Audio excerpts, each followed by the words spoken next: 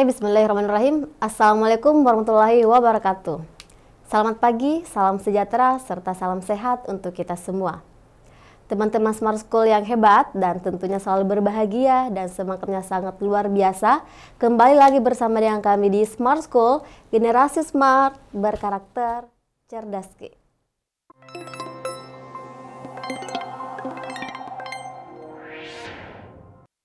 Oke, untuk soal nomor 6. Seorang pedagang teh membeli 2 jenis teh, yaitu teh hijau, teh hitam, dan teh hijau dengan berat dan harga yang berbeda. Berikut informasi mengenai pembelian teh tersebut. Oke, yang pertama, harga teh hitam dan teh hijau per kilogram adalah sama. Biaya yang dikeluarkan untuk membeli teh hitam lebih rendah dibandingkan biaya pembelian teh hijau. Teman-teman, kalau ada soal seperti ini langsung lihat pertanyaannya, apa sih yang diinginkan oleh soal ini. Kita lihat pertanyaannya. Informasi manakah yang digunakan untuk mengetahui jumlah keseluruhan?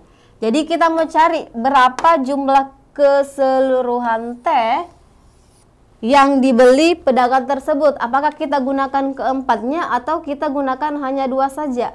Nah, kita lihat yang mana yang lebih mampu menghitung jumlah keseluruhan teh, karena semua informasi ini tidak perlu digunakan semuanya. Kita lihat informasi A. Katanya harga teh hitam dan teh hijau itu sama.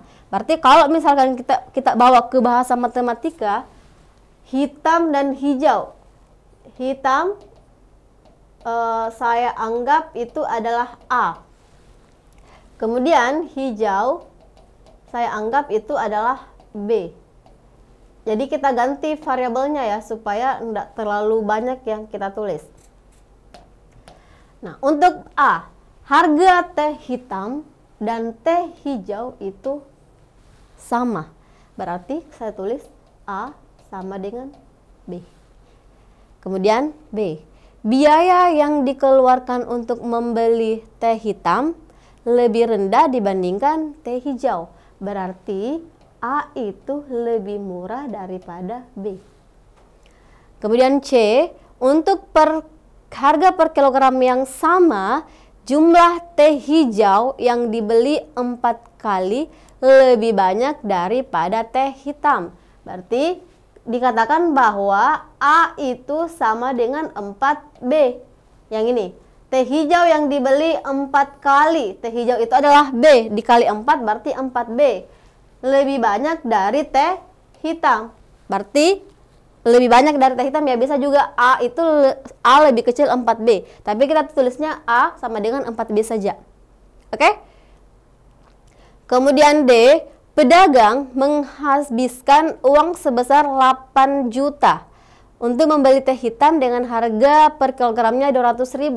Kalau misalkan uangnya habis 8 juta, kemudian per kilogram teh apa ini? Teh hitam ya, maka dikatakan A itu bisa dihitung berapa banyak yang dia beli. Caranya ditahu berapa banyak yang dia beli, yaitu 8 juta